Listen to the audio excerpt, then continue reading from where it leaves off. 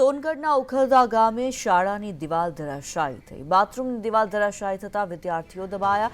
ઉખલદાની પ્રાથમિક શાળામાં આ દુર્ઘટના સર્જાઈ। દિવાલ ધરાશાયી થતા 3 વિદ્યાર્થી દબાયા હોવાનું સામે આવ્યું છે। 3 વિદ્યાર્થીઓને સારવાર માટે હોસ્પિટલ ખસેડાયા છે।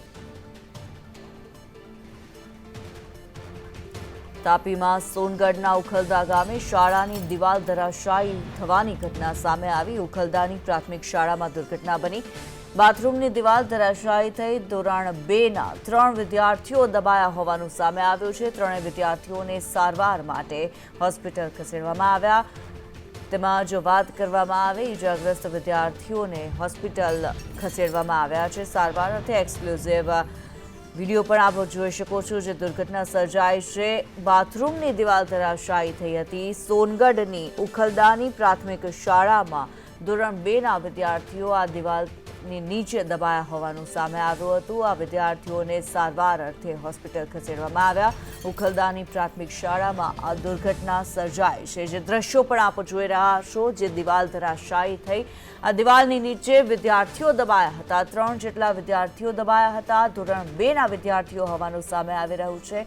3 વિદ્યાર્થીઓને હોસ્પિટલ ખસેડવામાં આવ્યા। તાત્કાલિક સારવાર આપવામાં આવી છે આ 3 વિદ્યાર્થીઓને। ત્યારે મહત્વપૂર્ણ સમાચાર અત્યારે પ્રાપ્ત થઈ રહ્યા છે તાપીના સોનગઢથી। સોનગઢમાં ઉખલદા ગામે પ્રાથમિક શાળાની દિવાલ ધરાશાયી થઈ હોવાના દ્રશ્યો પણ આપ જોઈ શકો છો। અનુપ ભટ્ટ વધુ વિગતો જણાવી રહ્યા છે। અનુપ, પ્રાથમિક શાળામાં દુર્ઘટના સર્જાઈ છે, વિદ્યાર્થીઓની અત્યારે હાલત કેવી છે? કિન્નરી, જે આ ઘટના છે સોનગઢના ઉખલદા ગામની છે, જે અંતરિયાળ વિસ્તારમાં આવેલું છે। તાપી જિલ્લાનું આ ગામ છે, જે પ્રાથમિક શાળામાં એક જૂનું બાથરૂમ હતું। ત્યાં બાળકો નીચે બેસીને વાતો કરતા હતા। 3 બાળકો હતા અને એકાએક દિવાલ ધરાશાયી થતા તેઓ દબાયા હતા। તરત જ જે ધડાકાભેર દિવાલ તૂટવાના કારણે ગ્રામજનો પણ દોડી આવ્યા હતા અને બાળકોને બહાર કાઢી તાત્કાલિક સારવાર માટે હોસ્પિટલમાં ખસેડવામાં આવ્યા છે।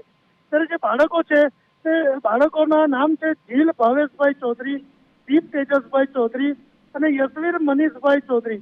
આ 3 વિદ્યાર્થીઓ ઈજાગ્રસ્ત થયા છે, જેમાંથી 2 લોકોને વધુ ઈજાગ્રસ્ત થયા છે, ગંભીર ઈજાગ્રસ્ત થયા છે। તેઓને સારવાર માટે ખસેડવામાં આવ્યા છે।